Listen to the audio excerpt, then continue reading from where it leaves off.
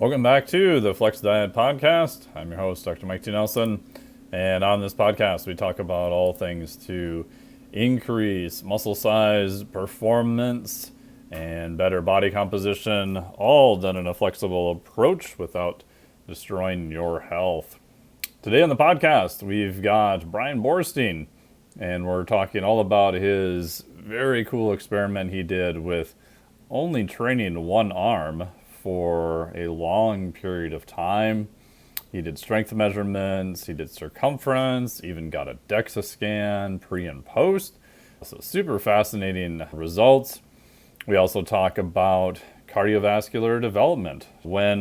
If your goal is only, let's say, hypertrophy or adding muscle size, should you still do cardio? What type of cardio should you do? Is zone 2 cardio going to be enough? Do you need to do zone 2 cardio forever? How long should you do it? And then I give him my recommendation for cardiovascular training and what to look at. Hint, you want to make sure you're always measuring performance, even if you are more on the physique side of goals. And like most podcasts, we just get dropped into the beginning of this. We're talking about how much of a small world the fitness space is. This was recorded back in May, actually, and we just got back from a trip to Texas, visiting a wedding where we got to see some great friends, meet some new people, and also, as of this recording, I mentioned I'm working for the guys over at Rapid Health, which has been amazing, and as of last week, I'm doing Anders training now, which is super fun. He had some more cardiovascular goals and some strength goals we're working on with him, so I will keep you updated on the end results of that and how that goes too. So if you enjoy this podcast and you want more information from me, go to miketnelson.com. You'll be able to sign up to the newsletter for free. Got lots of great stuff coming out to the newsletter. Like I said, most of what I put out for content-wise goes exclusively to the newsletter. Some of it does show up on social media and different parts here and there, but sometimes it's delayed quite a bit. So if you want the latest and greatest, join the Fitness Insiders over at miketnelson.com and enjoy this podcast with Bryan Boorstein. How was the wedding? It was amazing. It was super awesome. We were so happy that we got to go to it. So as I mentioned in my newsletter, our good friends, Dr. D and Rick, got married out in Colorado. So we left for another wedding down in Tarpley, Texas. So my friends Ryan and Caitlin, that was April 1st, which we were laughing. We're like, that would be like the worst April Fool's joke to have everyone show up in one location. Like, oh, no wedding. We're just kidding. So we're down in Texas for that. We went to South Padre for almost a month and then came back up through Denver and got to go to their wedding. And I was talking to Aaron there, who ironically, I saw him at the wedding. Like you see people and you're like, that guy looks familiar. I can't place it. Whatever.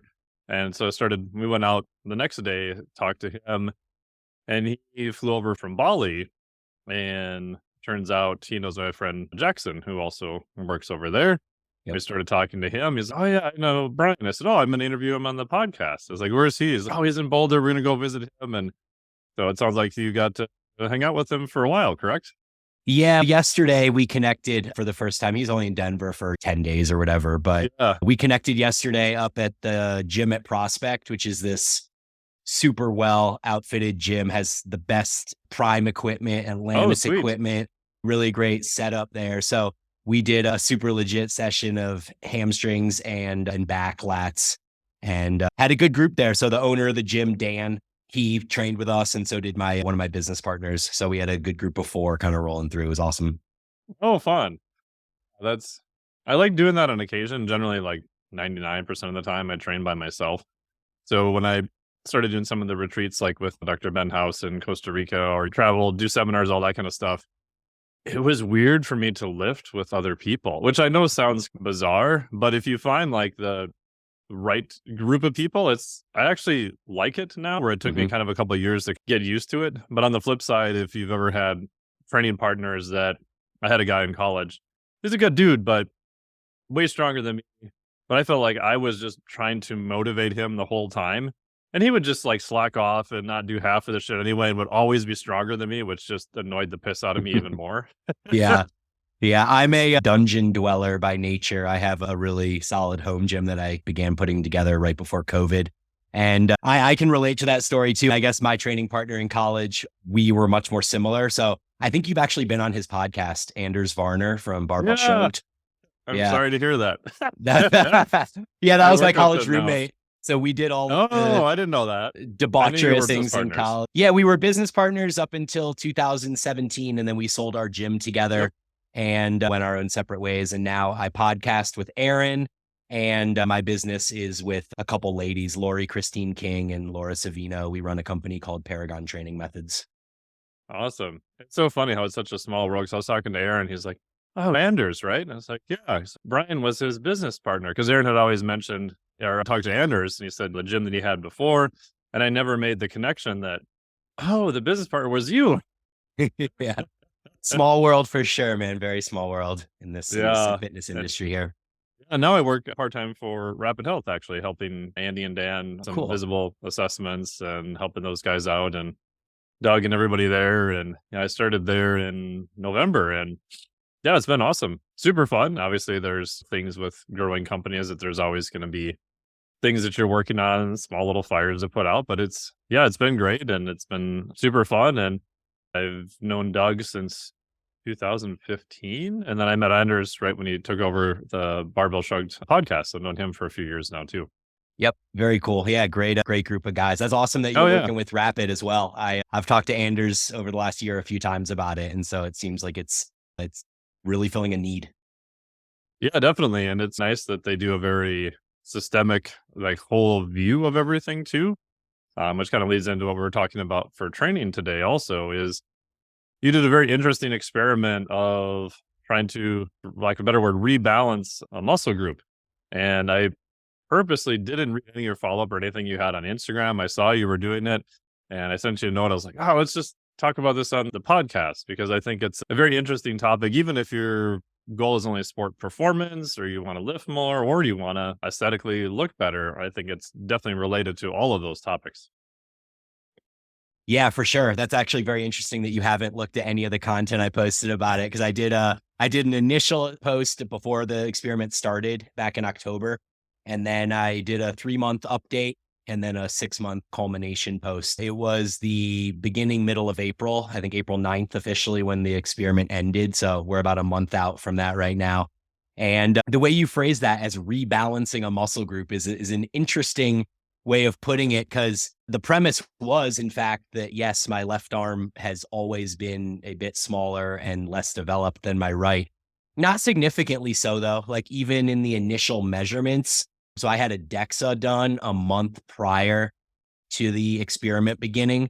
And at that point, it had my left arm with 0.5 pounds less muscle mass than my right. So it was 12.2 and 11.7, which seems, I think, some natural disparity based on just right hand dominance throughout 40 years of living. But it also felt less coordinated. I've spent many years playing basketball. That was my main sport growing up. And my basketball coach always told me from 7 years old, it was always learn to do everything with your left, brush your teeth with your left hand, dial the phone with your left hand back when you had to dial phones. Like that's only for us old people here. Exactly. But basically I started doing everything with my left hand. And even over the years, I tried to even carry groceries with my left hand. If I'm moving weights from one stack to another to put them on the leg press, I would carry it with my left hand. I was crazy about this, like completely neurotic. And still, despite all of that, my left arm seemed to lag behind. And so this experiment was born out of kind of those experiences. And my hypothesis going into it was that nothing would change. My theory being that I've been training now about 25 years with at least 18 or 20 of those years being pretty dedicated to either hypertrophy strength or CrossFit or some mix of them. And so I just figured that nothing was going to happen. I went through many years of training CrossFit where I never trained arms directly. It was a bunch of like pull-ups and dips and push-ups and all that stuff. And I didn't notice any, at least visual, significant change. And so, yeah, that was how the experiment was born. And so just for listeners, you're actually just comparing the size of your left upper arm to the size of your right upper arm. So was it upper arm only, or was it upper arm and lower arm? So I know you had a DEXA, which obviously is looking at the entire arm. Yeah, I didn't actually measure or look at the forearm specifically. Okay, So it was upper arm, and I did it via pictures, DEXA, and tape measurements. nice. And then what did you do to try to quote unquote fix it? I basically was training only my left arm with direct elbow flexion or elbow extension. So any curls or tricep extensions or anything like that would be performed with only my left arm, and there would be zero direct work for the right arm. And then I would continue to do all of the compound movements, like all of my back work, shoulder work, chest work would be performed bilaterally with both arms. Or if I did unilateral movements, they would be performed equally on both sides. And I did have a hypothesis that the left arm would increase in strength and coordination. I just didn't expect any increase in muscular size per se.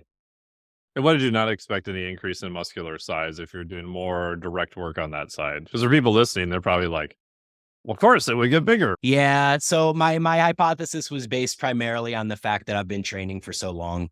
I figured I was close to my genetic potential, and I just haven't seen a lot of things move the needle recently, significantly at least. Over the last few years, I've done a lot of work with Kasim Hansen over at N1.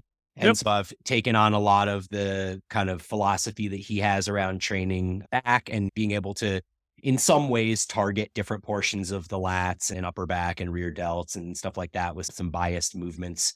And I do feel via pictures primarily, but I do feel like over the last 3 years, there's been pretty decent progress in my back. But the back is an interesting muscle group because it's never exposed to training at long muscle lengths or to very biased movements. Like it's always been for me, it's been like, hey, do a horizontal pull or do a vertical pull, and that pretty much covers your back training. And so I think there was something to at least training for 3 years with these more specific movements that seem to create change. But I didn't expect the same with my arms. Mostly because I have been training them for so long. I went through periods of time where I didn't train them and nothing seemed to change. And then just being close to my genetic potential in general. And so for the last several years, you've done primarily competitive natural bodybuilding, correct? In terms of your main focus, if you were to pick one. I know you've done a whole bunch of stuff. Yeah, I haven't competed. I competed Okay. once in bodybuilding in 2015 when I was still in CrossFit. So that was more of just like an experimental thing to see what happens. I've been training CrossFit. Let's just see if I can compete. And that's a whole different tangent. I hired a coach that was an enhanced coach, and the whole peaking process did not go well. But yeah, if you want to talk about the philosophy of training that I've had since leaving CrossFit in 2017, it's been purely muscular hypertrophy. And do you know over that period of time, like how much difference you've seen in both arms over that period of time? Yeah, none, to be honest. Okay. Yeah. Yeah, I just literally feel like during the years of CrossFit where I never trained arms directly, they were visually very similar to what they are now. And so maybe one of the big drawbacks of this experiment in general is that it was done on somebody with this much training experience. I'm pretty sure you would have done this experiment on somebody with 5 years training experience, and the results probably would have been much more profound. Yeah. So how much direct arm work did you do for the left side only? What were you doing for sets and reps and just overall length of time? Yep. So I prefer to train off of a calendar week. I just don't really like being set in, this is your 7-day calendar and you must train on these days. I find it very stressful. So I purposefully train on either 8 or 9-day cycles, microcycles. And so over the course of my 9-day microcycle, I was training biceps directly with 10 working sets and triceps directly with 9 working sets. And I had 3 or 4 different movements. There were 4 different movements for biceps, 2 of them more short overloaded, 2 of them more lengthened overloaded. And then for triceps, I had 3 movements. 1 of them was short overloaded and 2 were lengthened overloaded. So explain for the listeners the short and kind of long position for people that are listening. So for biceps, maybe you're doing something like a incline dumbbell curl versus a preacher curl. Do you want to just explain kind of the differences and the hypothesis of one versus the other for hypertrophy? For sure, yeah. So there seems to be a lot of research recently coming out since maybe 2019, 2020. It started with the study from Mao and colleagues where they did seated leg curls compared to lying leg curls. And they basically found that training in the seated leg curl, where you begin with your body in hip flexions, for the listener, you can think of it a sit and reach test that maybe you did in middle school, where you were just going to reach for your toes and feel that stretch in your hamstrings. So they compared a seated leg curl where you're in that pre-stretched position to a lying leg curl where you're not, with the theory being that you would potentially, I think the hypothesis was even that you would get more muscle growth from the seated leg curl because of the pre-stretch that took place. And you're training that hamstring in a longer muscle length with the seated leg curl, but that doesn't necessarily mean that the overload for the muscle is taking place at a longer muscle length. So just because you're doing a seated leg curl, it could still be hardest at the point where your heels get closer to your butt, which tends to be the case with the lying leg curl as well. And then that study did prove the hypothesis. They did gain more muscle in the hamstring with the seated leg curl. But the most interesting part of that study was that the sartorius muscle, which is actually lengthened more in a lying leg curl than in a seated leg curl, it actually grew more in the lying leg curl. So it was almost like a double proof of concept here, where it was like 3 of the hamstring muscles grew more in the seated leg curl as you would expect, but the one weird muscle that kind of lengthens in a lying leg curl grew more in the lying leg curl. That was really cool. And then since then, there's been another 8 or 9 studies comparing muscle length or muscle overload. And so that is a little bit nuanced, because the lengthened overload is going to require a exercise to be hardest at the point where the muscle is lengthened. Whereas just training at long muscle lengths just means you have to train through the length of that muscle. And a good analogy here, or a description, might be, you mentioned the incline dumbbell curl. And so the incline dumbbell curl is great because it does in fact train your bicep at a longer muscle length, because you're putting your body into shoulder extension. Your elbow is starting behind your body, so your bicep is stretched. Unfortunately, the incline dumbbell curl is not lengthened overloaded. So just because it's stretching your bicep significantly at the back of that movement, the part where the movement is hardest is still going to be as the dumbbell crosses gravity, which is going to be much closer to the short position of that movement. Or the top position, right? The end or position, finishing of the movement, so to speak. Yeah. So short would be when your muscle contracts. So if you're thinking about strictly like a bicep curl, lengthened would be as your arm is extended and the bicep is lengthened, right? And then the short position would be as the muscle kind of balls up into a contraction, as you would if you were like flexing your arm to show somebody how much arm size you have. And so the movements that I chose for this programming were primarily skewed toward either being long muscle lengths and or overloaded in the lengthened position. Not to dismiss the short position, because I think there is utility there in some cases. But like I said, 2 of my 4 bicep movements were lengthened. One of them was an incline dumbbell curl, which I actually consider a mid or short movement. So you could say 2.5 of my movements were lengthened for biceps. And then for triceps, I did 2 movements that specifically were hardest at the position where the tricep is stretched. So as the elbow is bent, you could think of an overhead cable curl or an overhead dumbbell curl, where the most resistance is going to be as the arm is behind the head. And then as you extend up, the resistance falls off a little bit. So 2 of my 3 tricep movements were like that. And so the last one would be like, that would be a tricep movement. So you're doing like a dumbbell French press, but using a cable instead or something like that? Yeah. So the 3 tricep movements, one of them was a cross-body push down. So that would be more of like a short overload, the way that I set it up. So with cables, it's cool because you can actually change where the movement is hardest based on how you orientate your torso in relation to the cable. And so in the cross cable push down, if I walk my body further back, it's going to get harder at the short position as the tricep contracts. And then if I were to walk my body closer to the cable setup, then it would be a little bit harder in the lengthened position. So that movement specifically, I tried to do more shortened overload. So I would step back a little bit. And then my second movement was a lateral tricep movement. So it would come across the neck with the cable, and then you would press out from there. And so the hardest point of that movement was going to be right when that elbow was, when basically the bicep was smashed into the forearm. So the tricep would be stretched out. And then I also did a cable overhead extension like we just talked about. Got it. And for listeners too, like the advantage of cables are that you're not necessarily working against gravity per se. So just imagine like you're just standing doing old school straight arm barbell bicep curl. So at the top position, because you're working against gravity, there's very low load because most of that's going into the skeletal type structure. Most of your load is going to be if your arm is basically straight across, so 90 degrees. But when you use a cable, you can get a higher amount of that load, so to speak, at the top because the resistance is not necessarily, I'm doing my air quotes here, fully dependent upon gravity. And anyone who's done those movements, you can just tell that it just feels different. It just feels like that force curve is a little bit different just by using a dumbbell or a free weight versus a cable machine.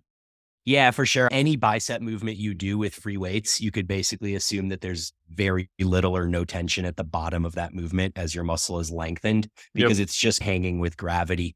So like my primary bicep movement that I used was the cable face away curl. So the arms were behind me, much like they would be in an incline dumbbell curl, except instead of there being no resistance at the bottom, as there is in the incline dumbbell curl, the cable was pulling my arm back. And so it was stretching the bicep at that end range. I've actually programmed that for a fair amount of clients over the last couple of years because I was just dicking around in the gym on a Monday where they have a cable machine. And I kept having like weird slight pains in my left shoulder. And so I would just palpate on it. And my long head of my bicep was always just like, just like super angry. My shoulders rolled and pulled forward. And I realized like if I grab like a low cable, extend my arm behind me and then walk forward, it's going to drag my arm back behind me. And so then I would actually try to rotate the other direction. I just started doing curls in that position. And I was like, oh, and after a couple of weeks, like my shoulder felt better and my bicep wasn't near as angry. And so I started doing that with a few clients and most of them so far reported the same thing. And then you think about what most people are doing all day, myself included, they're in front of a keyboard, their upper arm, their humerus is normally in front of them. So rarely do they ever get their upper arm behind them. When I went back and looked at some of my programming, I realized a couple of years before that, for most clients, I would have them do some type of rowing every day they went to the gym. And when I first started that experiment, my thought was, most people need more back work. And then I realized that over time, most of them reported less pain, less issues because their upper arm is always in front of them. And the interesting part, you're talking about back is a complicated kind of muscle group. They didn't stagnate on progress. Like they get a little bit sore for a couple of weeks, but it was interesting how some muscles or maybe movements, I think, can be overloaded more than what we probably think. And maybe that's just because they haven't been used a whole lot. But anyway, that's my long tangent about different movement patterns people should test out. Yeah, for sure. No, I'm a huge fan of basically pulling things back in general. And so that's the using rows primarily or more so than upper body pressing is probably a prudent move in general. And I've even heard recently Dr. Scott Stevenson proposed the idea that because people are always internally rotated on their phones and on their keyboards and stuff like that, that the pecs may be predisposed to respond better to stretch mediated hypertrophy, just because we don't often get our bodies into those kind of more stretched positions for the pec. I think there's a number of different avenues by which we might see more gains training at long muscle lengths or lengthened overload or any of those things. And tell Dr. Scott I said hi. Hopefully I'll see him in Florida again in a couple of weeks. Cool. Yeah, and people also forget that we're like geeking out on biomechanics here. But the lat is actually an internal rotator of the arm because the insertion is quote unquote almost in the front of the body. So people always think of the lat as this back muscle.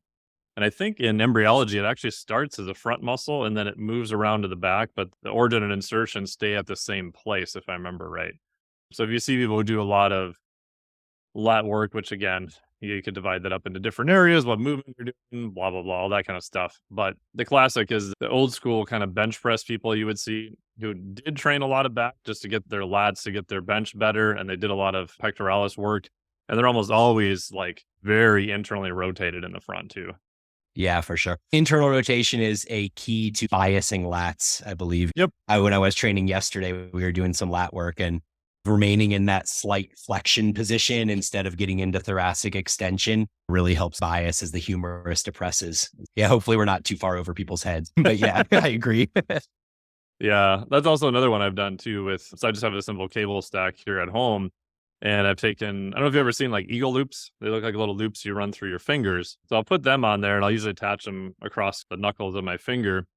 And then if I've been sitting, especially on car trips and stuff where I'm too long, just completely in that position, I'll either at home I have to kneel or sit, or you can stand if the position's high enough. And then similar to what you were saying, I'll think about what is the orientation of the lat, and then I'll go all the way to that end range of motion, and then I'll move and rotate and bring my hip back and rotate my arm until I can feel that kind of stretch on the muscle, and then I'll just basically try to bring my arm closer in. And even just doing that a few times, I've noticed, especially if I've been traveling or buggered up from sitting on a plane or a car, like it seems to help free everything up quite a bit. And again, I don't know if that's just because I'm getting more movement, more blood flow, maybe mechanically I'm doing something that was the opposite of sitting. But anyway, I do think there is some definitely benefits to playing around.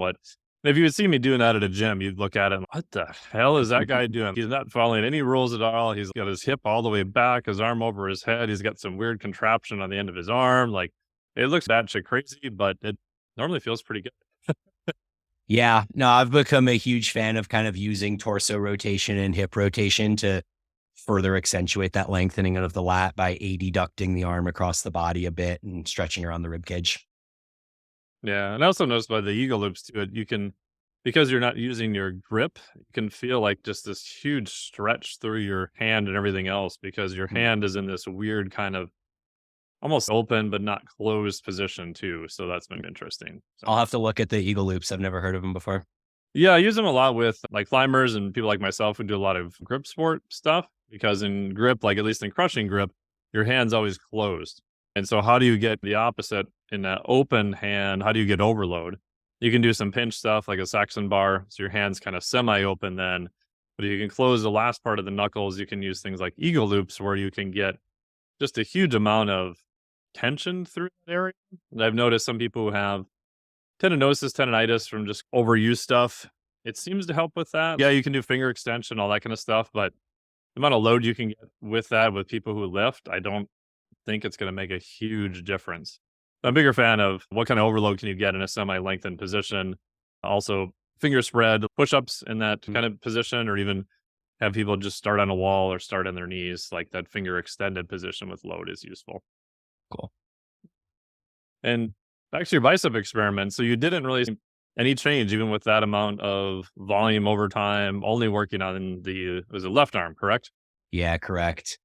Yeah, not only was there no change, there was actually, according to the DEXA at the end, lost muscle in my left arm. So the craziest part of this whole thing is that I actually gained muscle across my entire body, according to the DEXA. I gained 0.8 pounds of muscle across my entire body, 0.1 here, 0.1 there, whatever. But my left arm lost 0.3 pounds of muscle.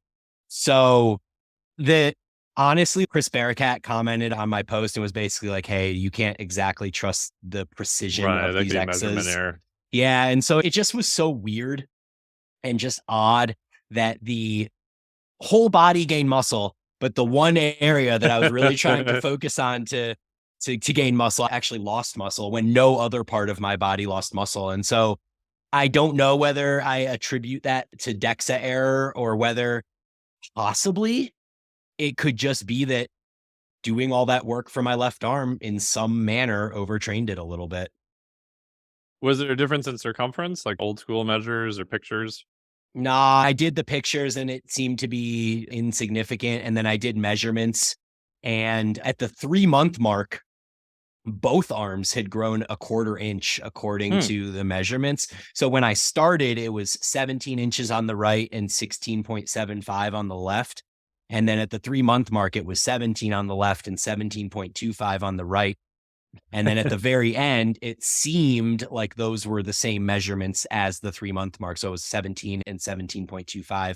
But the one thing the DEXA did show is that I gained fat on my left arm. So it said that I lost 0.3 pounds of muscle on my left arm, but that I gained 0.4 pounds of fat on my left arm. if that is accurate, that could account at least partially for the left arm increasing in size. It's just really odd and confusing to see lost muscle and gain fat in an area that was literally specialized on.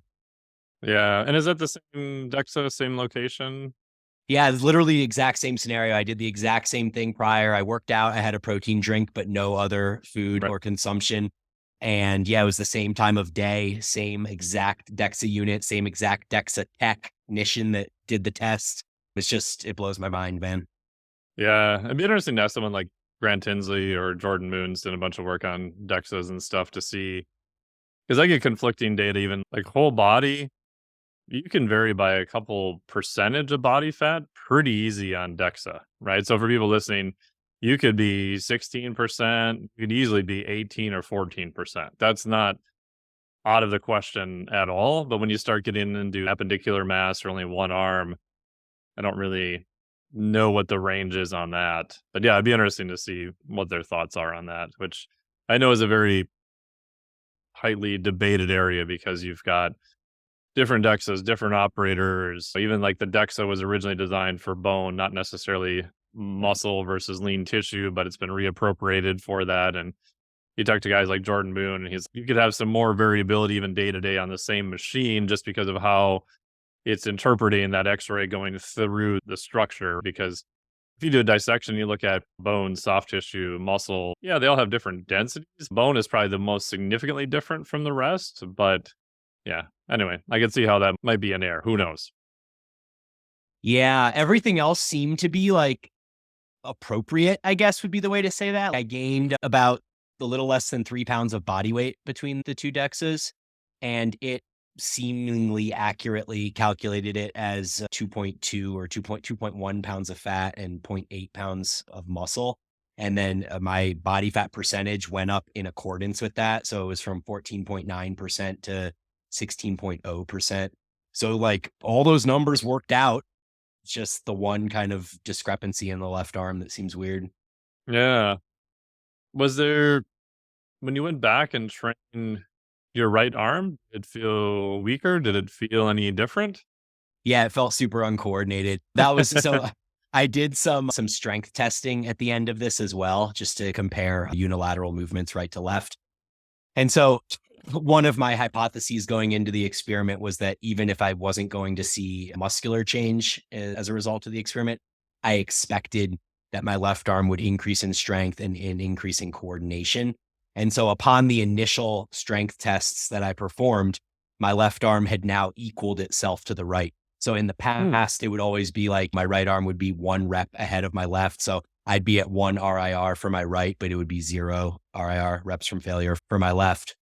And then when I did the final strength testing, they were basically even, a rep for rep, same 9-rep set to failure or 8-rep set or whatever it was across all the different movements, tricep, bicep, it didn't matter. They were pretty equal. But now I'm a month out and I'm haphazardly training arms at this point. I think we can talk about my takeaways from the experiment at the end, but when I do train arms now, my right arm has already gone back to where it was and my left arm is back to where it was. So I'm now back to being a rep stronger on my right arm than I was on my left. And so it just took 1 or 2 sessions of doing the right arm again before it got the coordination back. And it felt like my good old right arm has always been. Yeah. I always find that fascinating too, because you work with clients, and I just had this because I was down in San Padre, and yeah, I trained down there. I didn't do much lower body stuff because I was just beating the crap out of myself kiteboarding as much as I could. I just did more upper body stuff, and just got back home the other day, and I know like the first 2 weeks just suck. Like they're just bad. And then intuitively you think, "Oh my god, I lost all this muscle mass. I'm so weak." But then a couple weeks later you're like, "Oh, I'm almost like back to where I was before." And what you realize is, unless you're a complete idiot and did low protein and just was horrible to yourself, probably didn't really lose, especially if you're active. You probably didn't really lose that much muscle, if anything, but you Right. lost the coordination to do the strength because you haven't done those movements over a period of time. And to me, it's always fascinating how fast it goes away, but yet still comes back. You just don't do a particular movement for 3 or 4 weeks, and you do it again, and you're like, "Oh, this feels horrible." It just doesn't. You just don't feel strong. You know what I mean? Yeah. And then you do it for a couple of weeks and you're like, oh yeah, it's back to normal. I'm all good. Oh, maybe I didn't lose a bunch of muscle. Yeah. I got a PRP in my left knee back in September, and I couldn't train my left leg at all for 3 or 4 weeks as the initial kind of process goes with that. And then as soon as I started training it again, it was weak. It was uncoordinated. It seemed like it had atrophied. And 2 or 3 weeks later, like you said, it was just back to where it was. So Yeah. all the same there. Yeah. And that's good for people to realize, especially people who've been lifting for quite a while. Like it took you years to decades to get to where you're at. Like you're not going to lose it in a couple of days nor a couple of weeks. Like you're probably going to see some acute changes unless you're older on a low protein diet doing like a bed rest study or chuck you up and put you on the space station with no countermeasures. If you're on Earth and you're like semi-active human, it's just not all going to just fall off your body instantly either. Yep. Agreed.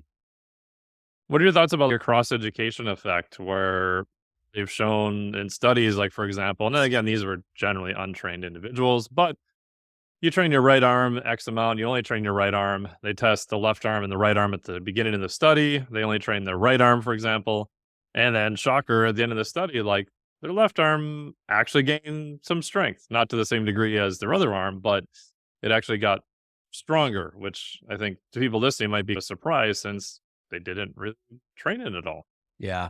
So that would be primarily neurological, where Correct. you wouldn't exactly expect that muscle to have gotten bigger by not training it or by training the other arm. It would more just Correct. be the crossover effect neurologically. Yeah, I assume that's accurate. I can't say I have like personal experience to validate that. And I think that even the strength increases in that are like sub 20% or something. Oh yeah, they're like relatively minor. You're not getting Yeah. huge doing it.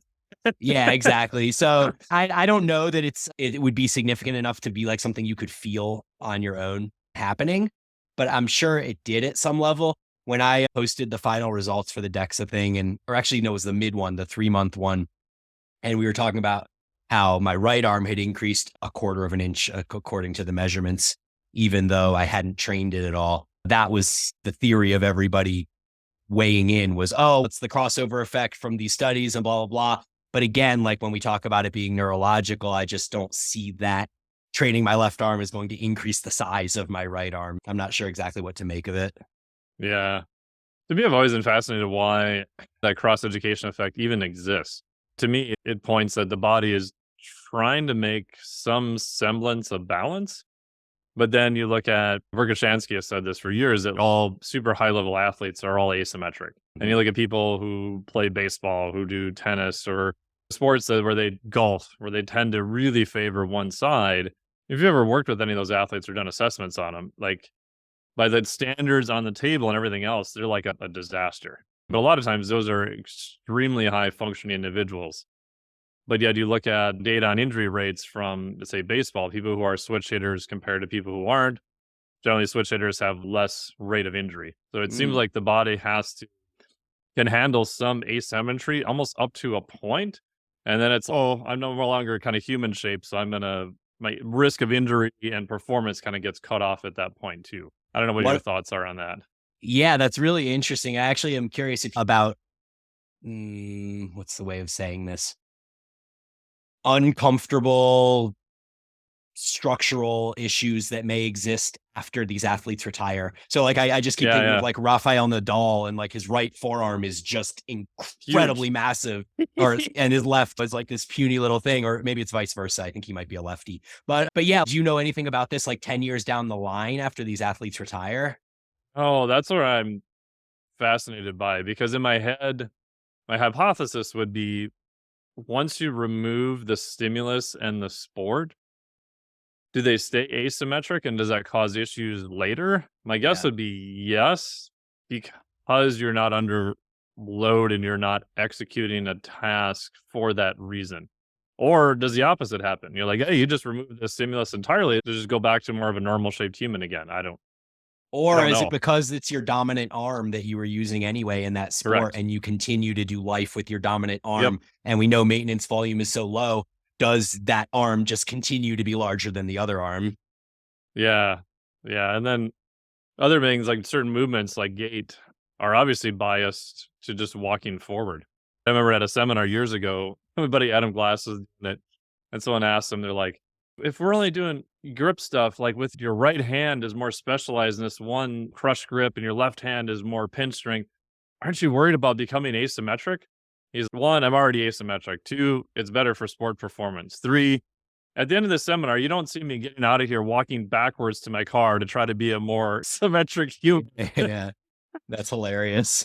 Which I thought was funny because at a high level, it's like you almost have to be somewhat asymmetric, but then where do you run risks of that being an issue? But then other movements like gait are 100% biased. Everything in front of us, our Forward. eyeballs in Yeah, front of yeah. us, like the whole body is just wired to walk and run like only in one direction, not necessarily backwards.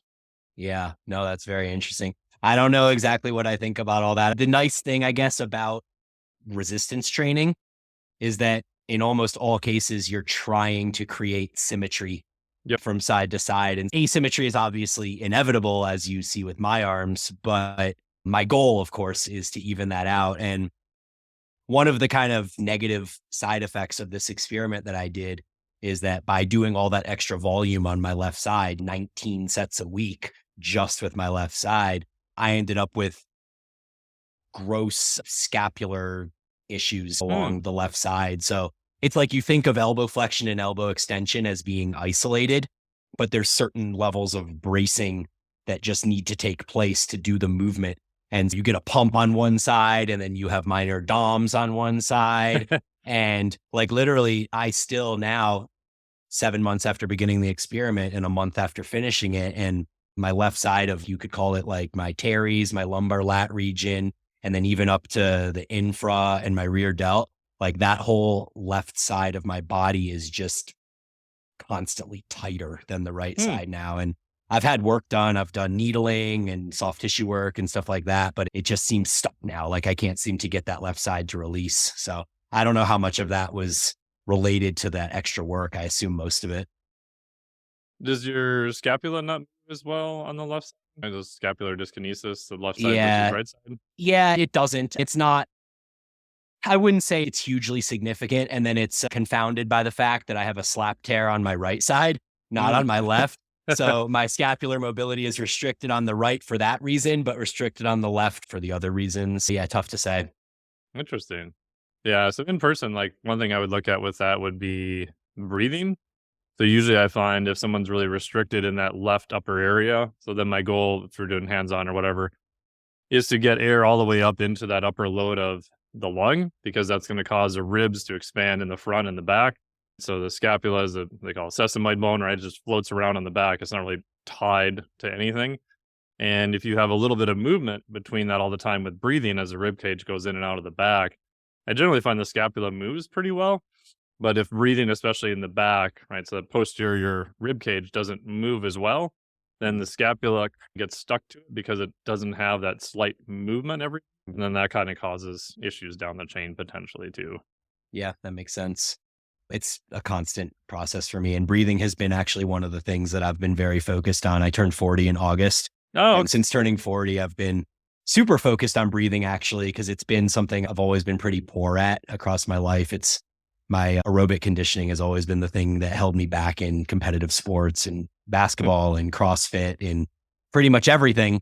So that's been like a huge focus of mine, both mouth taping at night so that I breathe better throughout the sleep, and then also incorporating significantly more zone 2 aerobic work into my training. And interestingly, the DEXA was perfectly timed for that as well, because up until maybe the last couple of years, it seems like research on concurrent training was pretty negative. It would be leaning towards the idea that if you're doing a bunch of aerobic work, you're going to sacrifice muscle mass or strength or all of this stuff.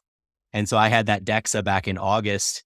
And then it literally was in August that I started hammering cardio super hard. And so I've been doing now between 3 and 6 cardio sessions a week.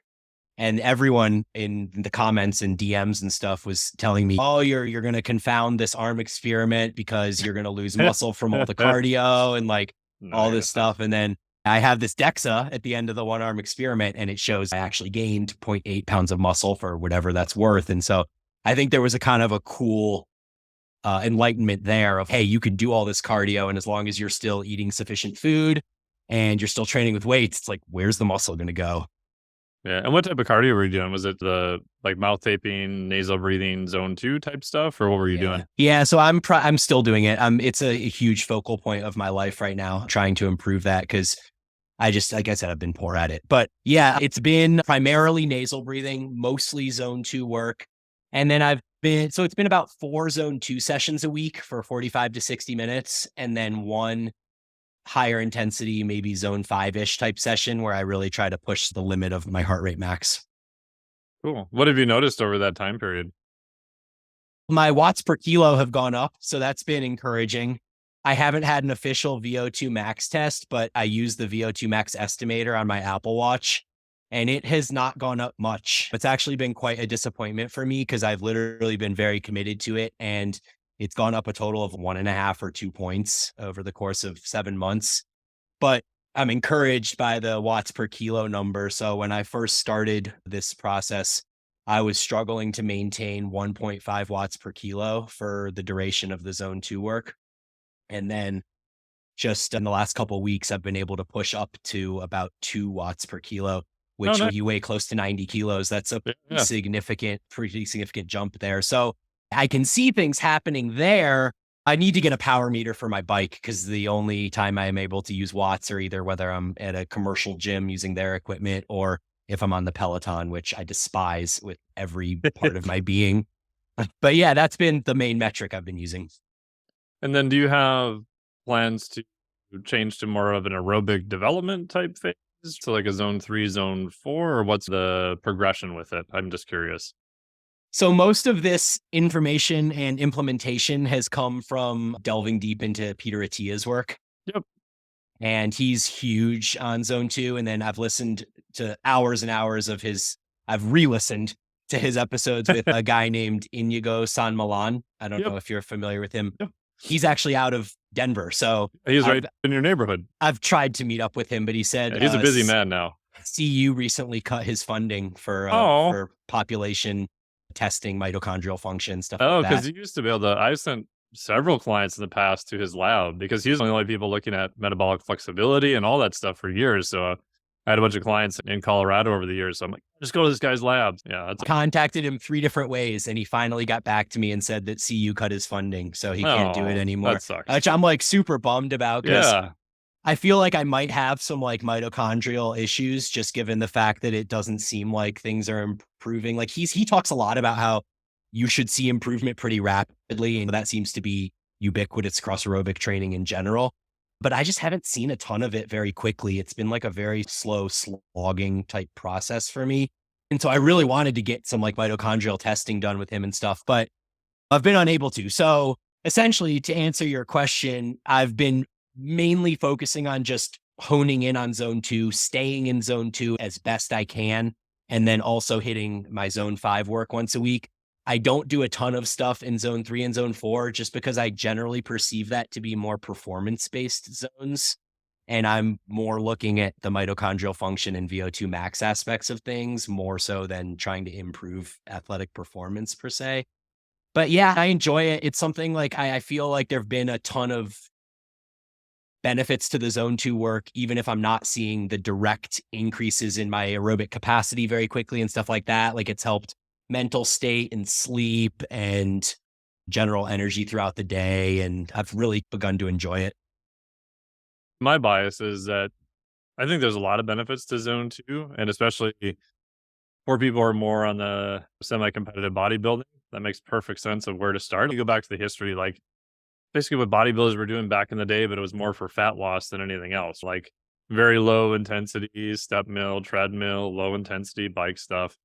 And I think that's good for base and blood flow and some specific mitochondrial stuff. I'm not personally convinced that VO2 max in people who are semi-trained, even if they're not aerobically trained, will increase much with zone 2 work. So most of those benefits in some of the studies are in high-level cyclists, and they're doing a whole bunch of other shit. And if you've ever worked with high-level cyclists, they're about as nutty as bodybuilders are. Yeah. Like the only way to get them to stop doing stuff is to tell them to do zone 2 stuff. And then you put a heart rate strap on them to make sure they're actually doing zone 2 stuff. Because they're like, I'm just going to go ride. Let's try to It's going to taper down your intensity. And then in the studies, when they show that, oh, shocker, like they actually got better. Now, was that getting better from the zone 2 work, or was it getting better because you cut down some of that sort of junk mileage or whatever, you pulled back their overall training volume? Generally, what I see with clients is I'll do a lot of base zone 2 stuff, and then I'll shift them into more of an aerobic development. So higher stuff around 4 to 6 minutes. If you look at some of the old literature on VO2 max, that's probably what you want to hit. And then just shorten down the duration. So they may only do one high intensity session a week, maybe one zone 2, and then 2 kind of aerobic development zones, or 3, depending upon what they're trying to do. And usually I'll see a bump in their VO2 max at that point. It's the start-stop piece, as opposed to the zone 2 being more steady state. The VO2 max is going to be more attributed to, like you were saying, 4 to 6 minutes, then a few minutes of rest and repeat for 4 to 6 rounds or something along those lines. Yeah, because I think it's intensity based, right? So if you just if you just step all the way back and think, okay, I'm going to do a VO2 max test, right? So depending on what protocol you use, you're hooked up to a metabolic card, just slowly stair step your way up, but you're literally going to hit that volume, right? So VO2 max, volume of oxygen that's at a maximal level for 2 to 3 minutes, meaning that if you do more work, you can't use more oxygen. And in general, that's a pretty high intensity, even for kind of untrained people. So my bias is the zone 2 stuff has good base development, like developing the bottom part of the pyramid, but it's not specific enough to see a big bump in VO2 max until people actually train that. But what I have seen is if they don't have that base, when they go to do any higher intensity stuff, like looking at their heart rate variability or other markers, they just torch themselves like super fast. So they can't accumulate any volume to get a high enough quality work, right? It'd be like someone who's lifting, who's just completely out of shape. It's like you probably at some point can't get more volume because you just can't recover, because you're just not, your aerobic system is just complete trash, right? It's kind of the same idea. So anyway, that was my bias. Yeah. Where do you feel like the health benefits are between the mitochondrial stuff that comes from zone 2 versus the VO2 max stuff that comes from the higher zones? Like, obviously there's health benefits to both. Do you prioritize one over the other, or? To me, the data is all based on VO2 max for the most part. That's what I see too. The JAMA study, like all that stuff is based on VO2 max. Now, you could argue that maybe because we have metabolic cards and we've got labs, is the easiest thing to measure, right? Trying to get a muscle biopsy to measure all these other things is quite difficult. Not every lab's going to do it. It's a bit invasive, etc. So you could argue just the fact of what we can actually measure. But yeah, my bias is it's more VO2 max related, which that's why I get a little annoyed at some of the zone 2 only sort of purists. I think it's beneficial. I think it's useful, but I can almost guarantee what's going to happen next is they're going to start remeasuring their VO2 max, and they're going to see it's dropping faster than what they expected. So they're going to add more specific work into that to try to maintain that VO2 max. That's just my bias. So what would be the split? Like if I'm going to do 5 cardio sessions a week, would you say maybe it's 3 zone 2s and 2 more performance-based zones? Yeah, I would start with 2 more performance-based. So easiest thing to do, so I've done this with clients, is just take 3 minutes and see what you can hold for wattage or just speed if you've got a bike. And it should be pretty hard, but you should be able to hold a pretty good wattage or speed the whole time. And then I actually do almost complete rest, so you can just pedal lightly if you want, and then go again. Your goal is that next time you want to hit about that same speed, about that same intensity for 3 minutes, and then go off. And you just start at 3 to 4 intervals of that. And so then your progression over time is I'll have people work up to 6-minute intervals, and then the average watts per minute will go up over time if you're using watts or speed. And the mistake people make is they get on and like, oh, I just went balls out for 3 minutes. Great. But if we look at your performance over consecutive things, it's dropping by 50%. Yeah. So you have, if you just like junk volume with lifting, it's, oh yeah, you did a whole nother set, but your performance, you lifted like half the weight you did in your first set, right? Yeah. So is there really a lot of benefit to that? Probably not. So that's what I like to do. And then the rest between you can adjust. Like you don't necessarily need to rest the same amount of time period. Because what you'll find is even allowing your heart rate to recover all the way back down, when you go again, it's just going to take longer to be able to repeat that level of performance again. Gotcha. There, Cool. There's some really old literature. I can't remember the guy's name again. Pisses me off, but I'll remember it. But they did this horrible study. I'm going to do an article on this where they had people do repeats of 4 to 6 minutes, just as heinous programming for 10 weeks. I want to say their VO2 max, the average, I think in the study, I think that people go from 42 to like the mid 50s or something insane. It was the largest VO2 max increase in a study like I've ever been able to find. But the protocol to do it is just, I've never had anybody do it because it's just so utterly horrible. It was like a 10-week protocol. Yeah. And most people, that's not their number one all-out goal anyway. So I'd have to program that just like you would be programming in addition to all the other goals and stuff. So I've never had anyone come to me who's, I'll do whatever it takes just to increase my VO2 max in 10 weeks, just whatever you say. It's like, those people don't really exist. Even endurance people usually have some performance goal, not just VO2 max. So yeah, I find the issue for me with the higher intensity, like zone 5 type stuff, is that it does seem to have some kind of detrimental effects on my resistance training in subsequent days, where the zone 2 stuff actually seems to be recuperative. Yes. And makes me feel like better and prepared to train again with no deleterious effect. The zone 5 stuff certainly does have that effect. And so I have to more strategically place it. And then that's why I've been keeping it to once a week. I talked on a podcast the other day about how it's like I have a 1A and a 1B. And like right now, my 1A is my lifting and my 1B is my cardio. But if I really want to see these improvements that I seem to covet, I may need to switch the 1A to cardio and put lifting more on like a maintenance phase for a short period of time. Yeah, that's something with people. Like, I'll have them start and then just see how long they can maintain both. And then if you see one or the other dropping, then it's, okay, now we got to pick. We've done the kind of concurrent thing. We've tried to maximize both of those as best we can, which you can to a certain degree. But like you said, at some point, especially in higher level athletes, you have to prioritize one or the other. Yeah. So in general, then I'll be like, hey, let's keep lifting pretty good, or give me like your top lift that you want to be the best. We'll move that to Monday. Aerobic development stuff we'll push Tuesday, Thursday, or move them away from each other. And then our goal for this training period is increase bench press and then VO2 max is second, instead of trying to see hypertrophy gains all the way across the board, that kind of thing. Yeah. But it's hard because a lot of times for people, especially lifters, it's not like their number one goal. And you just generally need to get to a point where you're good enough, right? Yeah. And what that number is highly debatable. Like the number I then use is if you're in the 40s to 50s for VO2 max, I think you're probably pretty decent. Now, if you want to maximize that more, like the old stuff from Costill says everyone should hit 50. I think Andy Galpin's talked about that. Yeah, I think that's probably a good number. From 40 to 50, you probably have to take some time and specialize and do that. Now, once you hit 50, could you hold that number without a lot of work? Yeah, you can. This is like lifting. If you want to get bigger arms, you probably need to specialize and do a lot of work just to get bigger arms. But once you get them, you probably don't need a lot of work to actually maintain that type of thing either. Yeah, I remember Inigo saying that he sees 5 to 6 times a week of big cardio sessions to be the key to seeing improvements, but that you can generally maintain them with 2 or 3 sessions a week. And so maybe that is just an inevitable course of action for me, in that given where I am with my training and 25 years of experience, I probably could cut back training to lifting to 2 to 3 times a week, maintain most of what I have, and really put the full focus into the cardio stuff for a couple months.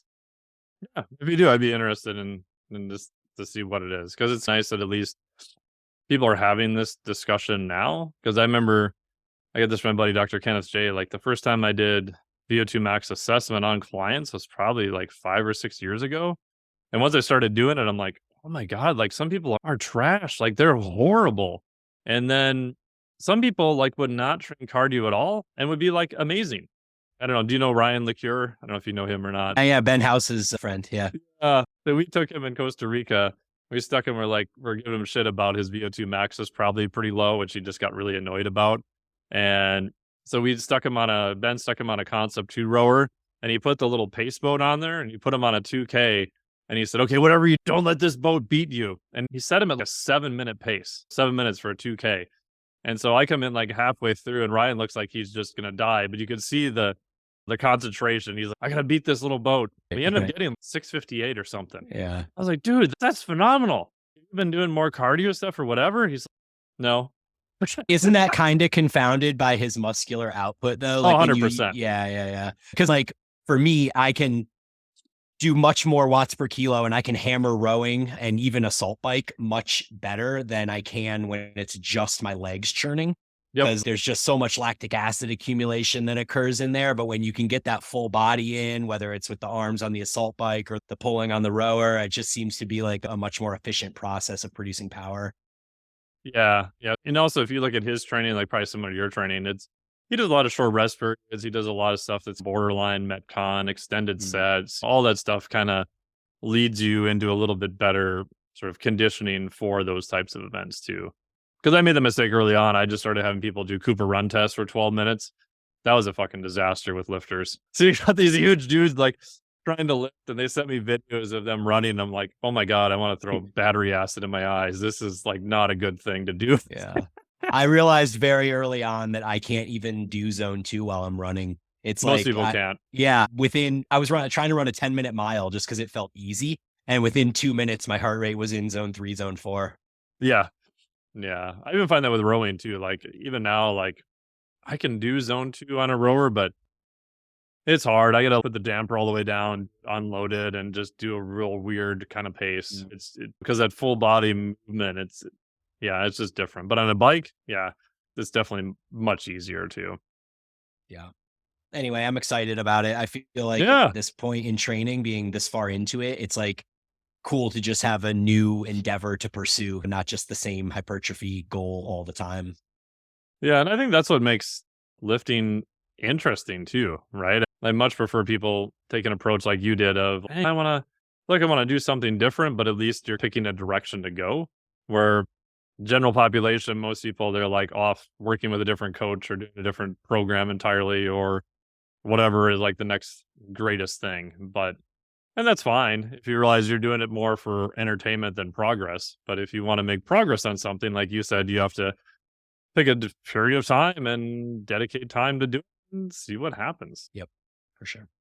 Awesome. Thank you so much for all your time. Really appreciate it. Where can people find out more about you?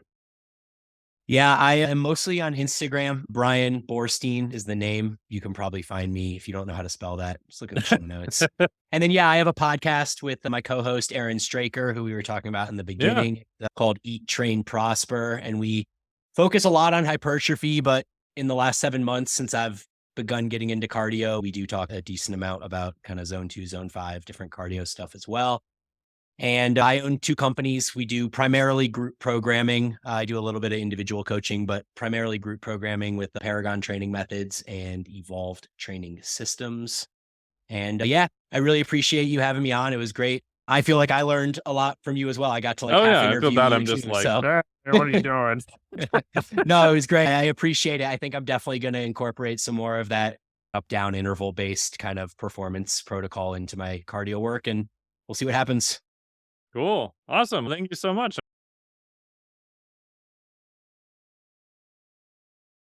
Thank you so much for listening to the podcast today. A huge thanks to Brian for coming on and sharing all of his very cool experiments. Shout out to him for doing that and really appreciate it. It's always fun to see some N of 1 experiments and what's going on. If you enjoyed this podcast, make sure to sign up to the website, MikeTNelson.com, for all the information there. Most of it goes out to the newsletter. You'll be able to hop on there and get all the free content. Make sure to check out all Brian's stuff. He's got really great stuff on Instagram and through his website. We'll put links to everything that he has there, so make sure to check him out and send him a thanks for coming on to the podcast and sharing all of his very cool experiments with us. And if people are interested in, maybe I'll get an update from him on how his cardiovascular training is going. So let me know if you'd be interested in seeing that. As always, thank you so much for listening to the podcast. Really appreciate it. Huge thanks again, Brian, for all of his time. If you enjoyed this podcast, please send it to someone who you think may also enjoy it. And leave us whatever stars you feel is appropriate. And even a very short review goes a long way with the algorithms. Thank you so much. Really appreciate it. I will talk to all of you again next week.